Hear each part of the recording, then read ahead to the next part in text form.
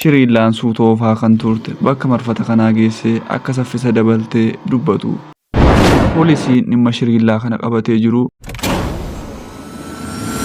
mucayyoo isin agartan maqaan ishee Shiriillaa yoo jedhamu umuriin ishee waggaa 17. Mucayyoon kun balaa konkolaataan jaalallee isheef hiriyyaa isaa waan ajjeeseef hidhamuudhaan seera jala jirti.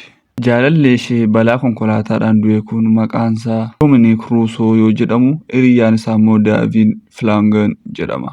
Jaalalleen Shiriillaaf hiriyyaan isaa konkolaataan isaanii mana kanatti rukutamuun dura nagaa isaanii konkolaataa keessaa Shiriillaa faana turan. Shiriillaaf jaalalleen isheef hiriyyaan jaalallee isheetii konkolaataa tokko keessaa turan iyyuu malee Shiriillaan lubbuun hafteetti.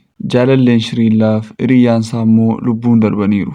Poolisiin dhimma Shiriillaa kana qabatee jiru ammaan dura Shiriillaan jaalallee ishee faana walitti dhufeenya gaarii akka hin qabnee fi ammaan durallee doorsisaa yeroo garaagaraatti akka turte dubbata.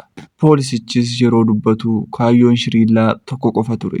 Innis jaalallee ishee kanaa ajjeesuu ture. Ittis milkoofteetti jedhee dubbata. Shiriillaan suutoo ofaa kan turte bakka marfata kanaa geessee akka saffisa dabaltee dubbatu.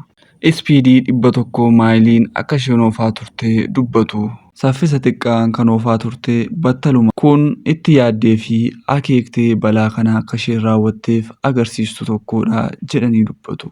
Abbaan alangees ammaan dura karaa kanarra deemuudhaan haala akka isheen mijeessaa turtee fi akkamitti balaa kana uumuu akka dandeessu akka isheen karoorsaa turte dubbata. Dhumarratti shakkamtuu Shiriillaa jedhamu kanarratti du'a jaalallee isheetiif hiriyyaa isaa kana keessaa harka qabdi jedhamuudhaan itti murteeffameera.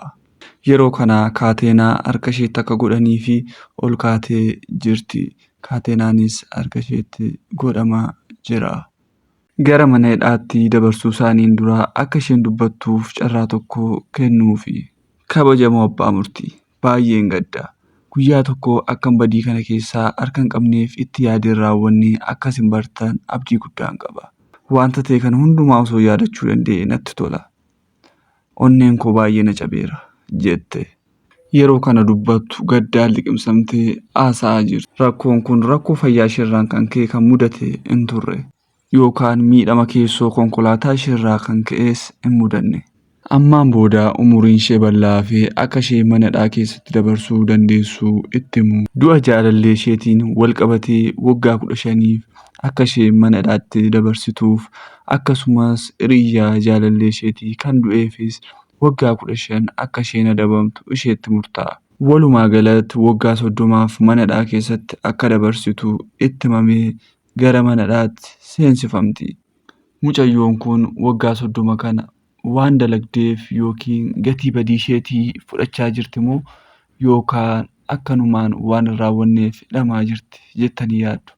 Deebii keessan nuuf kaa'aa.